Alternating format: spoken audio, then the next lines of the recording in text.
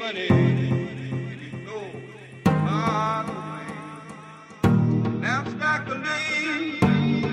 he told Billy Lion. Salut Dan pour ce nouvel hors-série qui décidément passionne les foules apparemment. Je suis très content de revenir. Nos élucubrations, voilà, de deux potes qui ne sont ni philosophes, ni scientifiques, ni voilà, on n'a aucune prétention, vraiment pas. C'est deux potes qui parlent. Si vous vous retrouvez un peu dans ce qu'on dit, c'est bien, mais surtout ne nous prêtez pas des intentions doctes que nous n'avons pas. Notre imperfection mutuelle, on la connaît bien. On la supporte avec beaucoup d'amitié et de sourire, mais on sait très bien qu'on est des êtres tous les deux très imparfaits. Ceci étant dit, cher Dan, aujourd'hui on va continuer à voleter comme des petits colibris dans cet univers qui apparemment fait sens pour les auditeuristes et en tout cas pour nous, qui est cet univers du temps qu'on prend ou qu'on prend pas pour soi et pour ceux qu'on aime. C'est toujours cette même idée. Et aujourd'hui on va mettre le focus sur... Alors, je vais essayer de rester poli, mais j'allais parler de sodomie, mais je vais pas le faire. Mais si, je vais quand même le dire, de cette sodomie dans notre intimité et surtout dans l'intimité des autres, qui est devenue le téléphone portable. Cet objet nous accompagne partout. Il prend sa place dans nos conversations. Il fait irruption au moment des je t'aime et des à bientôt, où il y a des larmes qui coulent sur des visages. Il y en a encore qui trouvent le moyen de regarder leur portable, alors que, seul... Est-ce que je passe encore pour un abruti ou un vieux con en disant ça? Non, enfin, ce portable, chacun le sait, pour le coup, c'est enfoncer une porte ouverte que de le constater prend beaucoup trop de place dans nos vies. La preuve, s'il en fallait, c'est que tous les opérateurs, ou en tout cas les constructeurs, dorénavant, nous permettent de savoir, toutes les semaines, on reçoit un rapport hebdomadaire, en tout cas, moi j'ai un iPhone, c'est le cas, sur l'usage qu'on a fait de son temps sur notre téléphone. On l'a utilisé 11h, 43 minutes, machin, sur telle appli, sur telle autre, etc. Donc voilà, donc pour conscientiser les gens, voilà, je pense même que ça devrait ou que ça c'est déjà rentré dans certaines lois ou que sais-je. Et le portable est une sous-famille des écrans. Il y a là aussi la télé, il y a les jeux vidéo, il y a plein de trucs. Je rentre pas dans tous les débats et encore une fois, on n'est pas du tout des experts, mais aujourd'hui, on a choisi de parler du portable avec toi. Et tu vois, c'est drôle, pour être clair et honnête, avant même qu'on prenne l'antenne, j'étais moi-même en train de consulter mon portable alors que tu me parlais d'une expérience de vie qui a marqué ta vie, qui a marqué vraiment que je vais peut-être monter maintenant. Du coup, je vais la mettre maintenant, que les gens sachent de quoi on parlait. C'est drôle de monter un truc dont on parlait juste avant de prendre l'antenne. Et ben voilà, je vais le monter maintenant. Et puis, on va enchaîner après.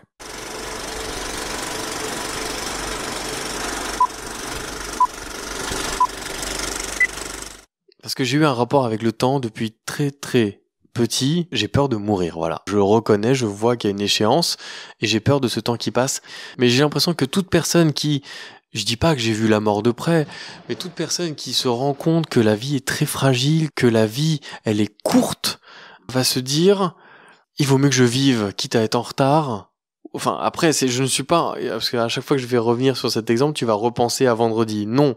Mais moi, je regrette, par exemple, une fois, j'étais à Palma de Majorque et j'ai vu pour la première fois de ma vie une eau transparente, turquoise, ni froide ni chaude, mais un paradis. Et on avait un jet privé pour revenir, un avion affrété avec des journalistes. Et on pouvait pas changer nos billets, modifier quoi que ce soit. C'est la première fois de ma vie que je rentrais dans cette crique, la pointe de la galère. J'ai dit à mon collègue, on va aller se baigner. Et il m'a dit, et comment on va aller se baigner? Bien sûr, on s'est changé, on est rentré dans l'eau pour la première fois de ma vie, c'était ni chaud ni froid, c'était parfait, j'étais comme un dauphin, je nageais partout, et on s'est retourné, et on a vu qu'il y avait 3 naïades qui étaient en topless, et qui nous ont parlé, on a passé un très bon moment, et on s'est regardé, on s'est dit, on reste, ou on revient, on n'avait pas le choix, on est revenu. On a roulé à 100 km/h de moyenne dans une route qui était limitée à 50 km/h, parce qu'on était à la bourre, j'étais en train de me changer à l'arrière de la voiture, et on était comme des gamins qui ont été coupés de leurs vacances d'été, de leur amour. Et j'y repense encore, et je regrette. Et je me dis que ce moment-là, je ne le vivrai plus dans ma vie. Et que si on était resté, peut-être que ça aurait terminé sur un partage de victuailles, de beaux moments, voilà. Quelque chose de beaucoup plus sensuel, voire sexuel. Oui, absolument. D'accord. Et ça nous a coupé le sifflet. On est rentré, tout le monde a dit « Mais vous êtes en retard, qu'est-ce qui s'est passé ?» Forcément, j'aurais été seul, je me serais fait défoncer, mais comme j'étais avec un grand journaliste, c'est passé. On nous a dit bon allez vas-y montez. Et de toute façon l'avion comme il était affrété pour nous, il serait pas parti sans nous. Et voilà. Des fois il y a des moments infimes dans la vie qui valent le coup, même beaucoup de moments en fait. Parfois, il n'y a pas que parfois, c'est très souvent qui valent le coup de sortir de cette mécanique qui fait que nous vivons comme des robots. Et j'ai un point de vue sans doute extrême, sans doute marginal ou ultra singulier qui ne rentre pas dans la norme, mais je suis sûr que des personnes âgées, des personnes qui ont peut-être vu la mort, qui ont un rapport beaucoup plus proche de la vie, comprennent.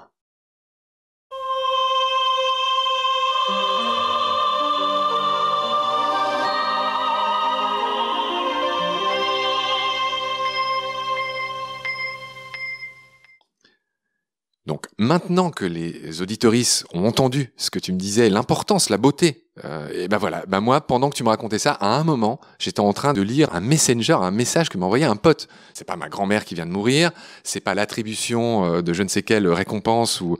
Et quand bien même cette attribution de sûr. récompense serait-elle plus importante que ce témoignage Et évidemment.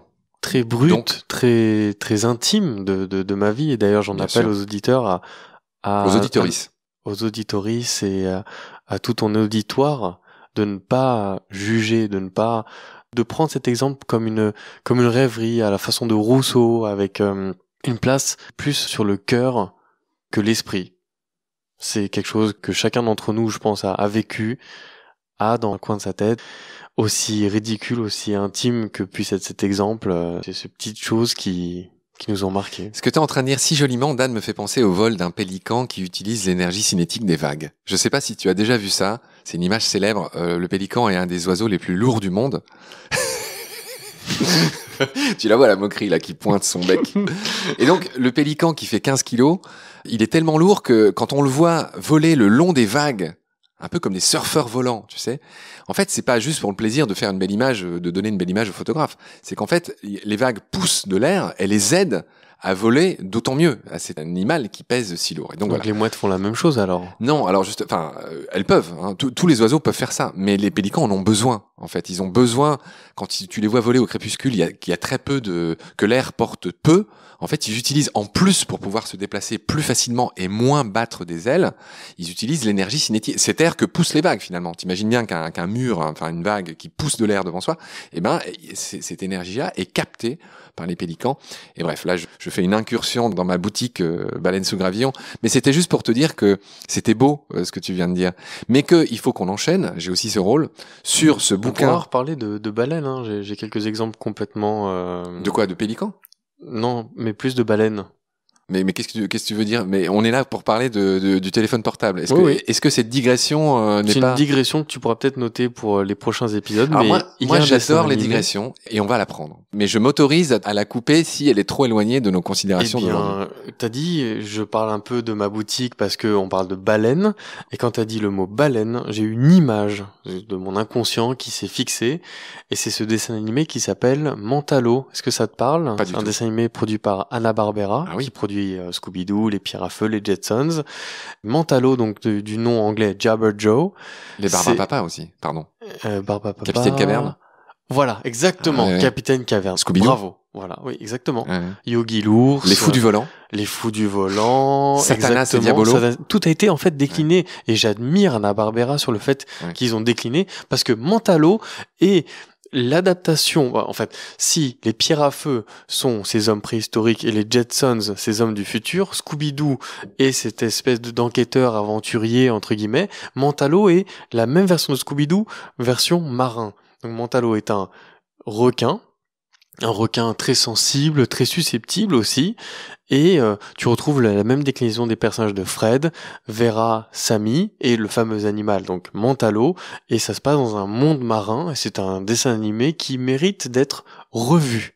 Ouais, et ben je vais le faire. Jabber Joe. Je vais le faire juste après l'émission. Mais toi, tu me parlais d'une baleine au début. Quel est le lien? Parce qu'en fait, moi, je pensais au logo de Baleine sous Gravillon, qui a les mêmes couleurs et qui me fait penser à ce Mentalo, en fait, ce personnage. Ah oui, donc c'est vraiment une digression extrêmement diluée. Non, mais elle est très belle, elle est très belle. C'est un inconscient qui a été déclenché par le logo de ton podcast, qui a créé cette image subliminale et qui a rappelé en moi Mhm. où est-ce que j'ai vu ce genre de baleine, de ce genre de mammifère. Nous allons donc balayer cette digression qui est effectivement beaucoup trop digressive, sachant que le temps nous est précieux et peut-être même compté. Cher Dan, tu es venu avec sous le bras un bouquin. Je te laisse, comme on a fait la dernière fois, en le mettant bien devant toi. Oui. Tu vas nous dire, voilà, le titre, et peut-être tu vas nous lire la 4e de couve pour qu'on plante le décor. Il s'agit d'un ouvrage qui s'appelle La Société du Sans Contact, écrit par François Saltiel. C'est paru chez Flammarion et François Saltiel est un journaliste pour Arte et qui a notamment œuvré pour Culture Pub, l'émission iconique sur M6. Dont je suis fan aussi, ouais. Et dans ce livre, en fait, que je lisais, que je suis en train de lire, j'ai été frappé de voir... Alors, pardonne-moi Dan, tu n'as pas dit le pitch, juste pour que oui. les gens, les auditeuristes savent de quoi ça parle. Alors, dans cette... Je décris juste quelque chose de très rigolo et de très malin, et je te rends la parole tout de suite. Mhm. C'est que sur la couverture de ce livre, en fait, la couverture est pensée comme un écran de téléphone.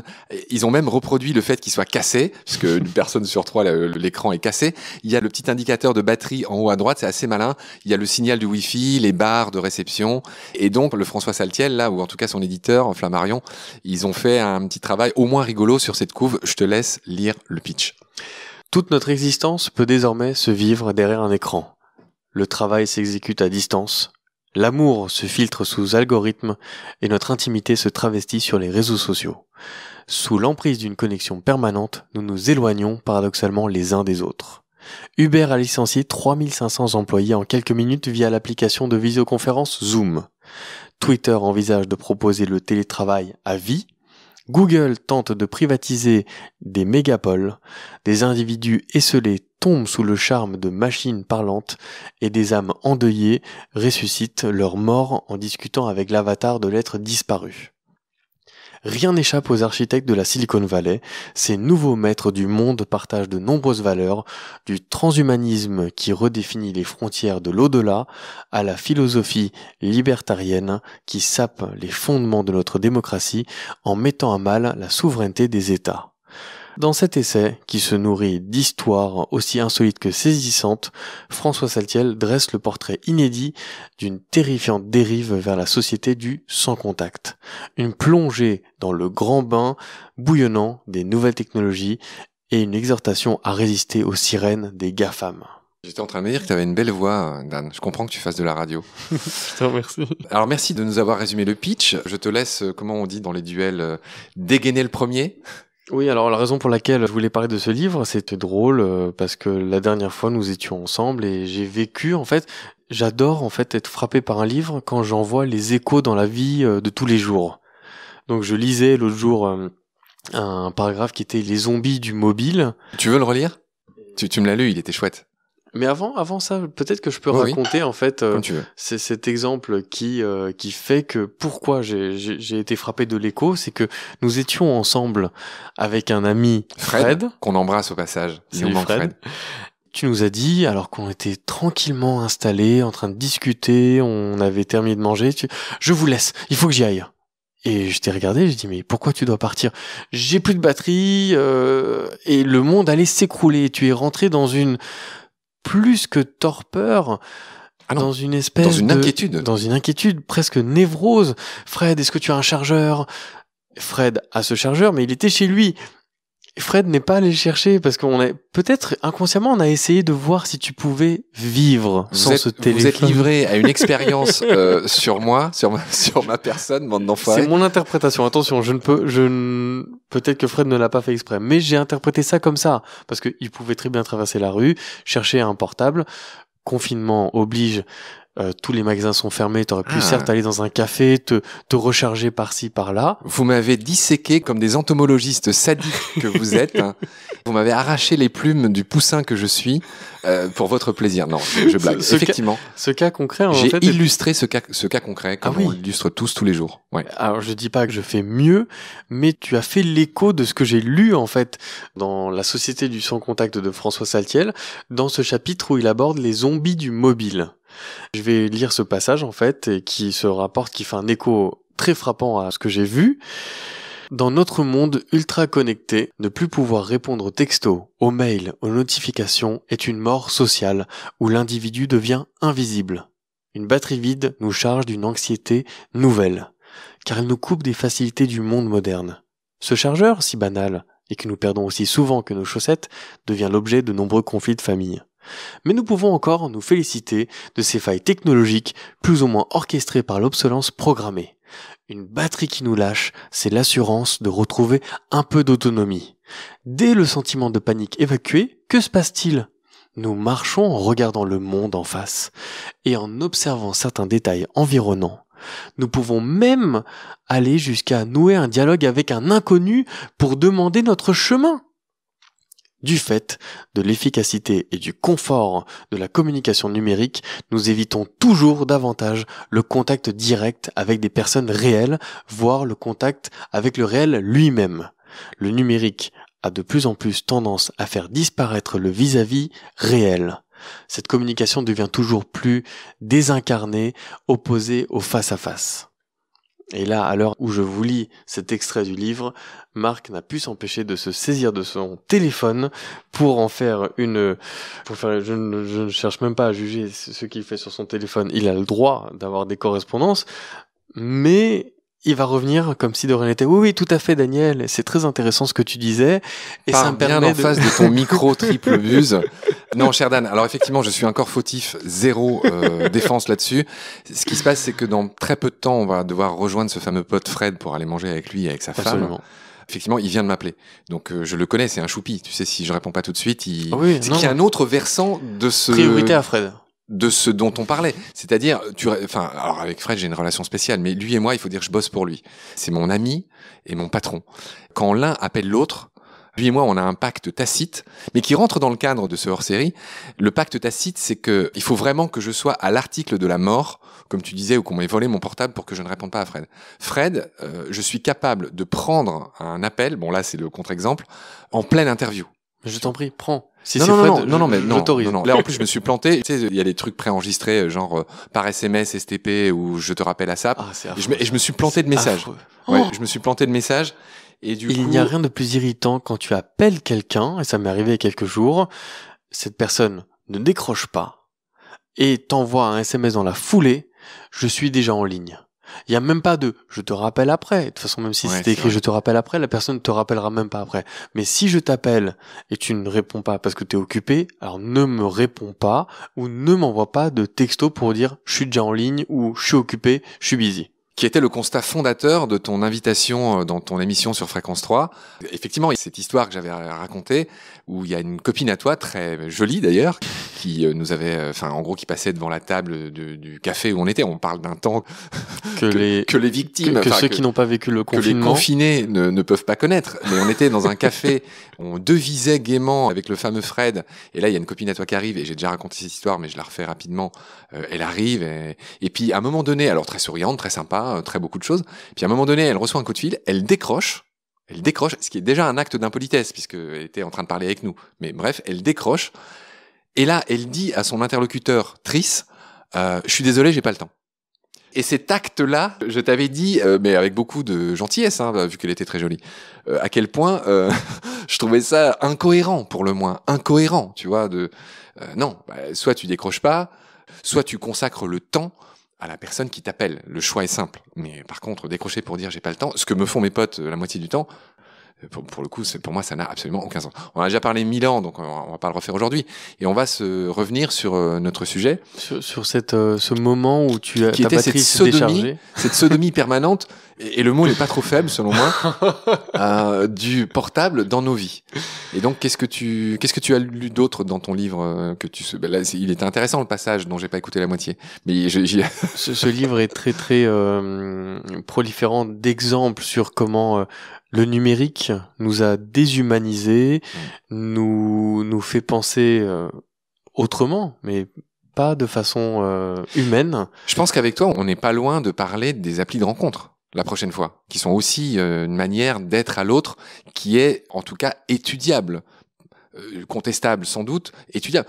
Enfin, et encore une fois, on est loin d'être des experts, on est juste deux potes qui discutent, je le redis. On peut s'interroger sur ces applis de rencontre. Ouais. Comment ça se fait que nous sommes dans une société où aborder quelqu'un on peut plus aborder quelqu'un ni dans un supermarché, déjà en plus depuis qu'on porte un masque c'est encore plus compliqué, mais aborder quelqu'un dans un supermarché, dans un bus, dans la rue, dans un café, c'est systématique, tu passeras pour un relou, un dragueur, quelqu'un d'indélicat ou quelqu'un au mieux un mec bizarre.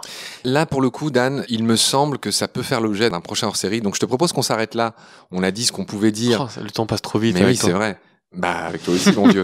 Merci d'être passé. Voilà ce qu'on pouvait dire brièvement. Et encore une fois, je le redis, loin d'être des experts, juste des gens. Posture humaniste qui constate comme tous nos auditoristes. Ouais. Vous serez d'accord, vous serez pas d'accord, vous pouvez nous le dire sur la page Facebook de Baleine. D'ailleurs, est-ce que c'est le bon endroit, parce que nous notre fonds de commerce c'est les animaux, c'est pas ce genre de considération. Mais bref, sentez-vous libre de commenter ou pas. On est joignable en tout cas. Dan aussi. On te joint où, Dan, je le rappelle, c'est quand même le fondateur de J'avoue.com. Tu veux dire une phrase là-dessus pour rappeler aux jeunes qui nous écoutent, c'est quoi J'avoue.com? J'avoue.com, c'est un confessionnal sur Internet que j'ai fait en 98. Où les internautes peuvent venir se confesser. Ça existe encore? Bien sûr. Ouais. Les internautes peuvent venir se confesser, avouer leurs péchés, leurs méfaits, leurs bêtises, leurs amours. Et les plus curieux peuvent C'est rigolo que tu mettes leurs amours, pardon de t'interrompre, dans le même sac que bêtises et échecs. En fait, tout y passe. C'est oui, vraiment l'école de la vie. T'as listé un certain nombre d'échecs, on va dire, de bêtises, d'échecs, de choses quand même assez négatives et pendables. Et en fin de compte, tu mets l'amour, comme si c'était un synonyme ou la suite logique des bêtises et des échecs. Mais après avoir fait des bêtises, tu peux peut-être te rendre compte que il faut faire la place à l'amour maintenant. Voilà. Oui. Bon, tu rebondis de manière plus ou moins habile. Ok. Et les plus curieux peuvent lire les confessions des autres. Et vraiment, c'est un confessionnal où on peut tout dire. Les récits sont vraiment frappants par leur vérité, leur côté émouvant. Leur spontanéité. Exactement. Ouais, et c'est vrai. Il faut rappeler quand même que tout ceci est principalement fait pour rire, mais on peut aussi dire des choses mais très tu as sérieuses. prononcé un mot intéressant, confessionnal. Oui. C'est d'ailleurs un concept qui a été repris dans les émissions de télé-réalité, et sans doute les moments que moi, je regarde pas la télé, je regarde pas ces trucs-là. Mais encore une fois, il me semble que le moment que les gens attendent le plus, c'est ce moment du confessionnal. Dans Koh-Lanta, c'est pareil. J'imagine que c'est quand il y a un mec qui parle, loin des autres et qui livre son avis sur je ne sais quelle traîtrise ou c'est ces moments-là que les téléspectateurs peut-être préfèrent. Bien sûr, parce que tous ces acteurs, tous ces performeurs qu'on voit à la télé, même les gens dans la rue, ont un masque.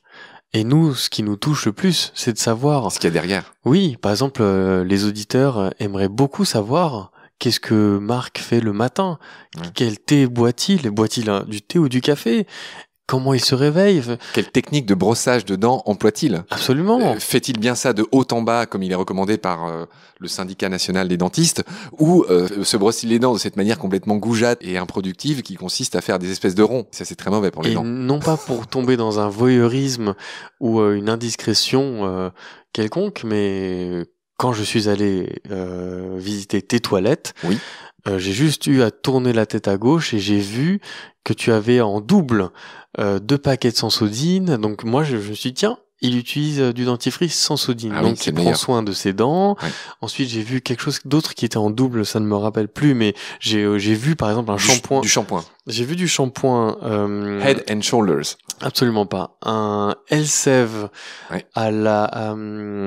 à l'érable guérissante. Ça, c'est ma coloc, car j'habite en coloc. Et du coup, je me suis dit, il fait attention aussi à ses cheveux. Enfin, ça, c'est ma coloc. C'était absolument pas un jugement, mais c'était plutôt pour savoir. Tu es rentré dans mon intimité. Parce que comme je sais que tu es un homme de la nature et que tu fais attention à toi et que tu es ultra fit, eh bien, je me dis, quels sont les secrets de Marc pour être comme ça?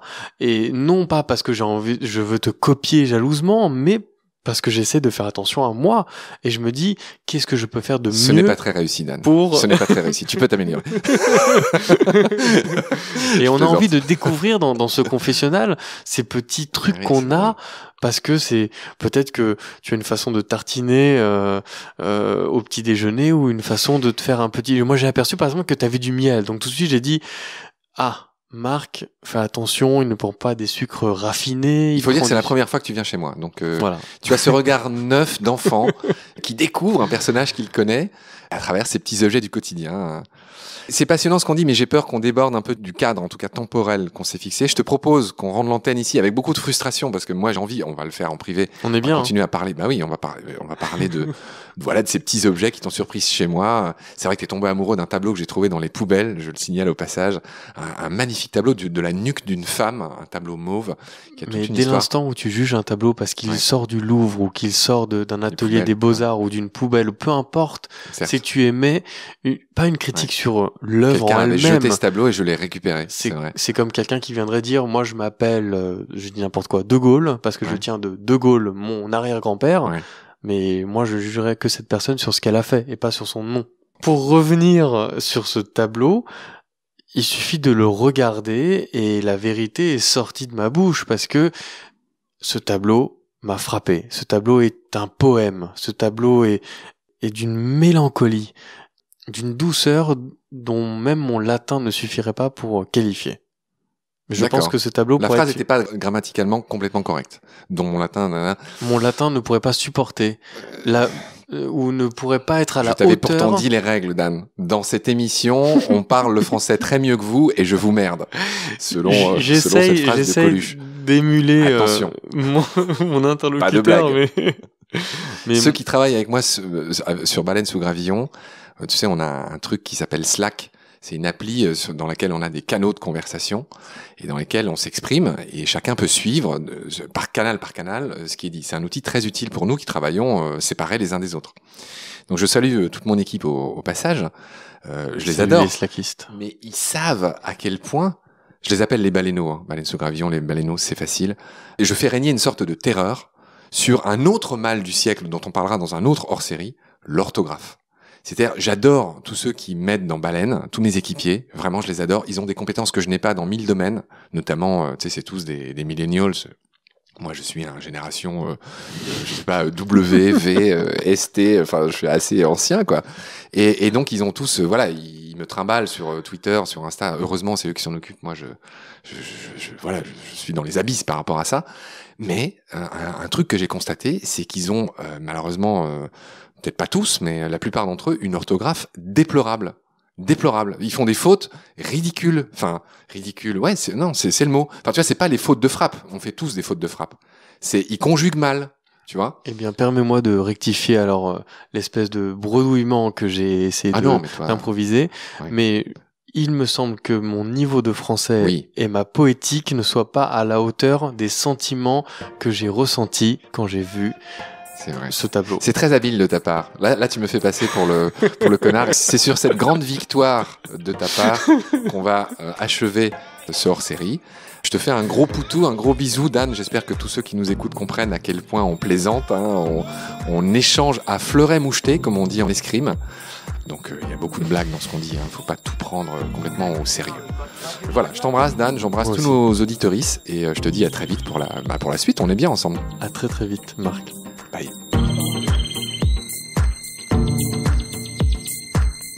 I want to be a leader for the people of Australia. And I am the leader. I'm going to be the leader of the revolution. I want to be a leader for the people of Australia. And I am the leader. I'm going to be the leader of the revolution. I want to be a leader for the people of Australia.